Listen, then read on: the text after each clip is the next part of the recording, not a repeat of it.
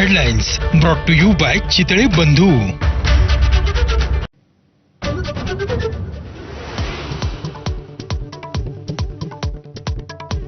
शिवसेनेचा 59वा वर्धापन दिन मुंबईत ठाकरे आणि शिंदेंकडून मेळाव्याचं आयोजन.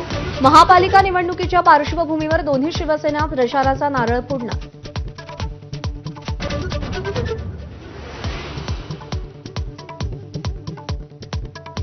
मनसेशी युतीबाबत मातोश्रीवरच्या बैठकीत उद्धव ठाकरेंची माजी नगरसेवकांना विचारणा, तर युतीचा फायदाच होणार असल्याचा माजी नगरसेवकांनी सूर आळवला. सर्वांना विश्वासात घेऊन निर्णय होणार अशी माहिती.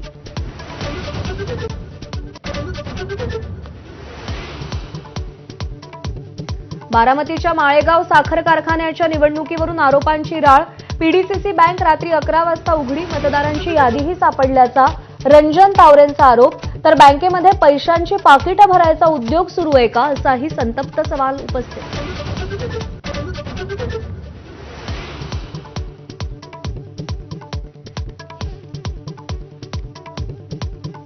शिवसेनेच्या भरत गोगावलेंचा आणखी एक व्हिडिओ व्हायरल. घरामध्ये मांत्रिकाकडून पूजा करत असल्याचा व्हिडिओ राष्ट्रवादीच्या सूरज चव्हाणांनी शेअर केलाय.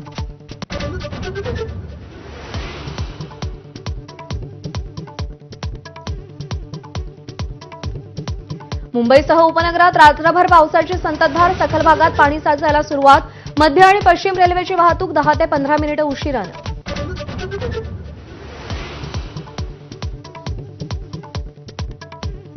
रायगडमधील देवकुंड धबधबा, सिक्रेट पॉइंट, ताम्हिणी घाट 30 सप्टेंबरपर्यंत पर्यटकांसाठी बंद. अनुचित प्रकार टाळण्यासाठी जिल्हा प्रशासनाची खबरदारी.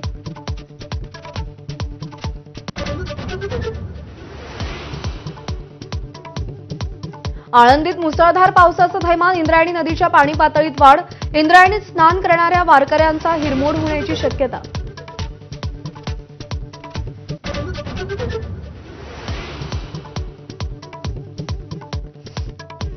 एअर इंडियाकडून वाईड बॉडी फ्लाईटसह आंतरराष्ट्रीय उड्डाणांमध्ये 15% कपात.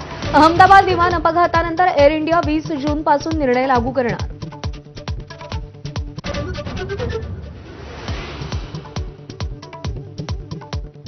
कोणत्याही परिस्थितीत शरण येणार नाही, इराणनं अमेरिकेला ठणकावलं. अमेरिकन सैन्यानं युद्धात हस्तक्षेप केला तर परिणाम वाईट होतील, इराणचा इशारा.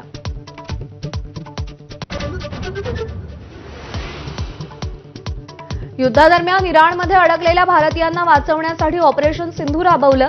110 भारतीय विद्यार्थ्यांची पहिली तुकडी दिल्लीत दाखल. अर्मेनिया मार्गे विद्यार्थी मायदेशी परतले.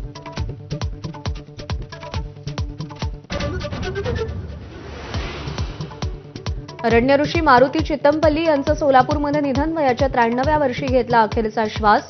अनेक दिवसांपासून आजारी होते.